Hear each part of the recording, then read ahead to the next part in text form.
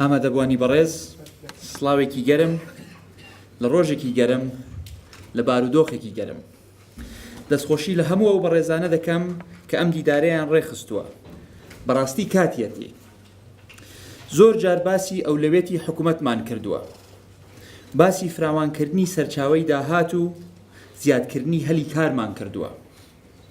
بابەتەکەی کە ئەمڕۆ ئێمەی کۆ کردووەتەوە هەموو ئەو هەدەفانە دەپێکێت.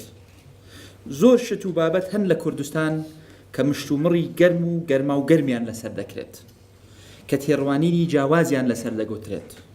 بەڵام پێم وایە کەم شت یەکمان دەخاتەوە وەکو حەقیقەتی جوانی سروشتی کوردستان، لە چیای هەڵگوردەوە بۆ پیرەمەگرون تا بەمۆ، لە ئاوی دوکان تا دهۆک و دەربەندی خان، لە قەڵاو و منارەی هەولێر تا ئەشکەوتی شانەدەر، بۆ سەرچنار و باخی گشتی و قەڵای شێروانە، لە ڕووباری ئەڵوەن تا سەرچاوەی زەڵم، زەی بچووک و ڕووباری سیروان، لە گەلی عەلیبەگ و بێخاڵ تا بافڵی چەمی ڕێزان و ئەحمەداوە. کوردستان پڕە لە شوێنی جوانی سروشتی کە دەکرێ ببنە گەورەترین سەرچاوە بۆ هاتنی گەشتیار.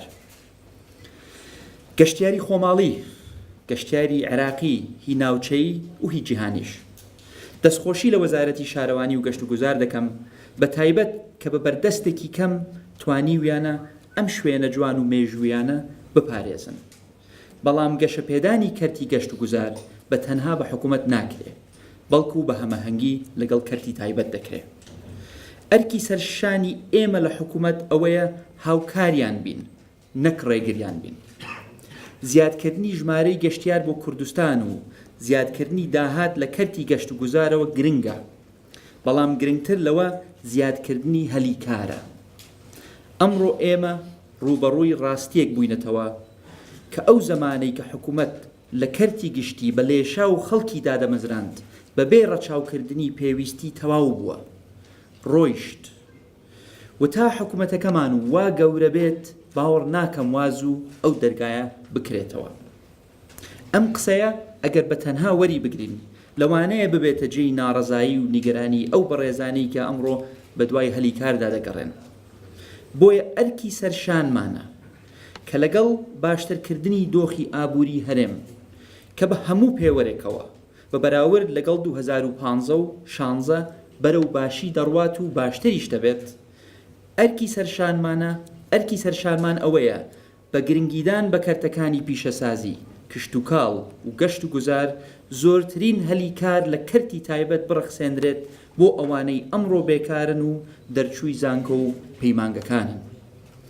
لەم ڕۆژانەی ڕابردوو گفتوگۆیەکم هەبوو لەگەڵ چەند خوێنکارێکی خوێنگەرم لەسەر وتەیەکم کە بریتی بوو لە ئامۆژگاری کە ئەگەر لەبەر هەر هۆکارێک بێت هەلێکی کار نەڕەخسا بۆ ئەو خوێنکارە لە مەجالەکەی کە خوێندوویەتی ئاساییە و عیبیش نییە بە دوای دەرفەتێکی تر بگەڕێ لە مەجالێکا کە پەیوەندی نەبێ بە بڕوانامەکەی یان ئەوەی کە ئەی خوێنێت. کەلعادە بوو بە هەرا. قوباد ئەڵێ شەهادەکەمان بێ قیمەتە. قوباد باخ بۆ خۆی بچێ لە چێشتخانەیەک یان لە ئوتێلێک کار بکە. قوباد واو، قوباد واو. حتا لەبەرەوەی کە مەسیجەکەشم بە تەلەفۆن ناردبوو هەندێ هەڵەی ڕێزمانی تیا بوو، ئەوەشیان کرد بە مەوزوع. ئاساییە، خوێنگەرمن و لە ئایندەی خۆیان دەترسن، بۆیە ئەو حەقەیانە دەمێ. بەڵام بەستم ئەوە نەبوو بڵێم شەهادەکەیان بێسوودە بە پێچەوانەوە. بەڕای من شەهادە لە کاتێک بەسوودە کە خەڵکانێک ئەزموونی ژیانیشان هەبێت، ئەزموونی کاری سەختیشان هەبێت، ئامادە ببێت کارێ بکە کە لەوانەیە لە خواروی تموحی ئەو کەسە بێ تاکو لە بازارێکی پڕ کێبڕکێ بیسەلمێنێت کە ئەو کەسە تەنها شەهادە نییە، بەڵکو ماندوونە ناسیشە، بەڵکو شەرم لە ئیش ناکە، بەڵکو شانازی بە کارکردن دەکا و بێ ئەوەی هەست بکە کە حەد لەبەرەوەی کە شەهادەیەکی هەیە دەبێت شوێنێکی هەبێ لە هەلی کار. ئەمە کرۆکی قسەکانم بوو. من بە شەو ڕۆژێک نەگەیشتم بەم پۆستە، چەندین قۆناغم بڕی، قۆناغی سەخت و تاقیکردنەوەی سەختیش.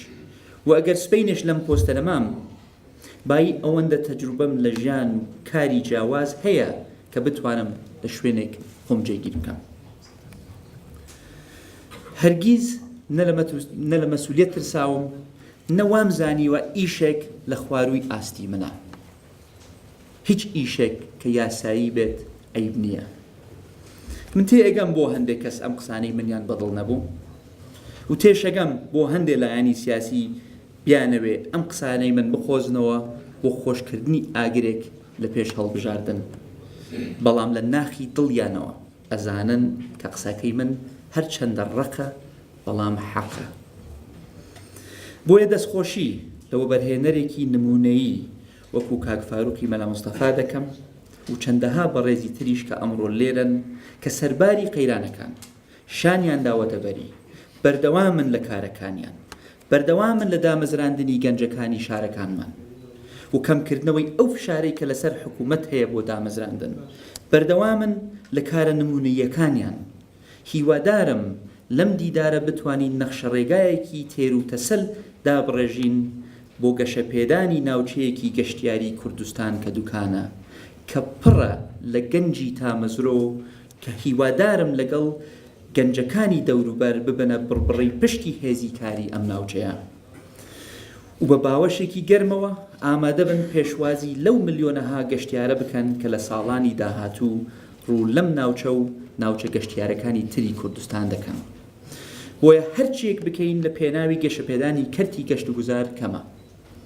هەرچە هاوکاریەک دەکەین لە پێناوی زیادکردن و ڕێخستنەوەی شوێنە گەشتیاریەکانمان بە شوێنەواریەکانمانەوە کەمە، چونکە لە نەتیجە بەگەیشتن بە ئەم ئامانجە ئامانجێکی گەورە و خەونێکی گەورەی گەنجەکانیشمان دێتە دی کە زامنکردنی ئایندەیانە و دۆزینەوەی هەلی کارە بۆیان کە دەکرێت ببێتە مای دابینکردنی خۆشگوزەرانی بۆ خۆیان و بۆ گەشتیاریەکان. گەشت و گوزاریەکی بەهێز ئابووری کوردستان بەهێز دەکاتەوە، ئابووریەکی بەهێز کوردستان بەهێز دەکاتەوە. بۆیە با پێکەوە کوردستان بەهێز بکەینەوە. هەر شاد و سەربەرز و سەرکەوتوو بن. بەخێر